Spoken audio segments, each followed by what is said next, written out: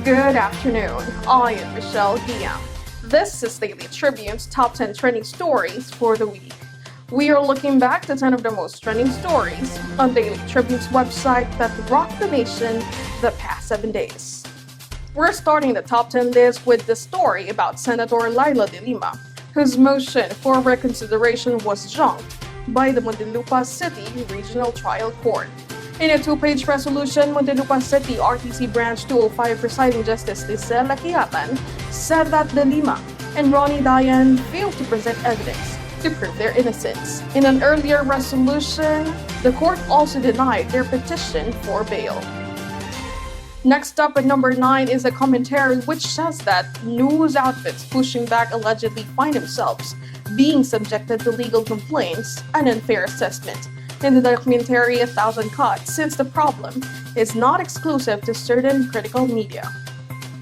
For instance, Daily Tribune's, which stands for critical but fair reporting, just recently was slapped numerous counts of cyber libel by the group of former Speaker Alan Peter Cayetano for exposés on his involvement in questionable contracts in the country's hosting of the 30th Southeast Asian Games.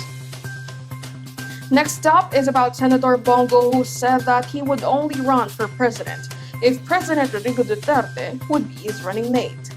Last week, Duterte also called Go President, apparently endorsing him as his successor in 2022. The senator said he is grateful for the trust given to him by the president, but he remains uninterested in joining the presidential race in the next polls. And number 7 is a commentary about Vice President Leni Robredo. It was claimed here that Robredo seemed to have already launched her 2022 campaign through a 1-hour television program with veteran journalist Malu Mangahas. Here it says that Robredo tried to sum up all the unsupported attacks against President Duterte, from the signature war on drugs to the campaign against COVID-19. Also, it was stated here that Vice President wanted to leave an imprint that the third administration had mishandled the crime and narcotics problem. At number 6, we got another commentary about the Vice President. It says here that it looks like she is so desperate for publicity that she will do anything and everything, even to the extent of making false statements or irrelevant announcements, just to make it to the news. It further read that ever since she assumed office in 2016, Robredo has been making public statements that only serve to prove her very limited understanding of the Constitution, the law, and important national issues. In almost all of those interviews, Robredo sounds more like a showbiz TV program host rather than a vice president. And number 5 is a feature story about Mother ESPY. If you've been in society for a long time and you are an old girl, you would know this institution of a nun, everyone's beloved Mother Esperanza. She is credited for having built Assumption College in San Lorenzo single-handedly. Mother ESPY's was a caring, for it is said that she eavesdropped on conversations and knew what was going on in the school premises.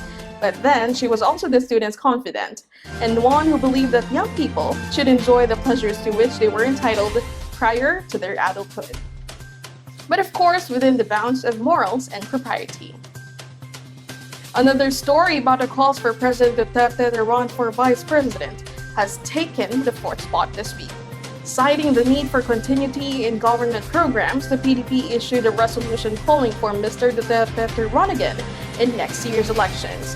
PDP's resolution indicated that Mr. Duterte, seeking the highest second post in the land, will ensure the economy's quick recovery from the effects of the COVID-19 pandemic.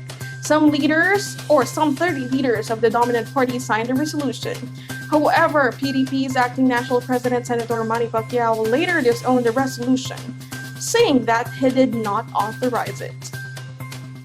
The story about Mr. Manuel V. Pangilinan to leave PLDT soon arrived on the 3rd spot this week. The tycoon had previously announced his plan to relinquish the top position in PLDT, which is the country's largest integrated telecommunications firm. But when will he ever be ready to leave the post? The PLDT chair and CEO said the time is soon. Pangilinan bear that he might push through with a plan, which had been announced in the previous years once the company starts generating a stable income. The story about the Social Security system urging its members to continue paying for their contributions is at number 2. The agency has underscored the need for members to continue payment of their monthly contributions to ensure continuing provision of benefits and privileges amid the pandemic. The state pension fund said 3 million members stopped paying their contributions last year because of temporary or permanent loss of jobs due to business closure.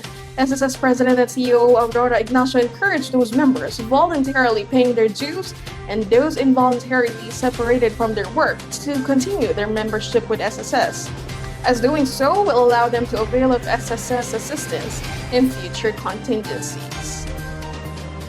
And taking the first spot this week is a commentary about KRIS AQUINO and the Yellow Brick Road.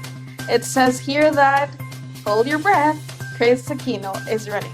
She said it herself, but not for elections, but away from love. It says here that Miss AQUINO certainly knows how to pick public interest. She isn't the all-media queen for nothing. Apparently, it was her way of escaping romance. And that's it for Daily Tribune's Top 10 Trending Stories for the week. I am Michelle Giang. Keep it here on Daily Tribune's Facebook page and YouTube channel Tribune Now for more exciting stories and videos. Good afternoon.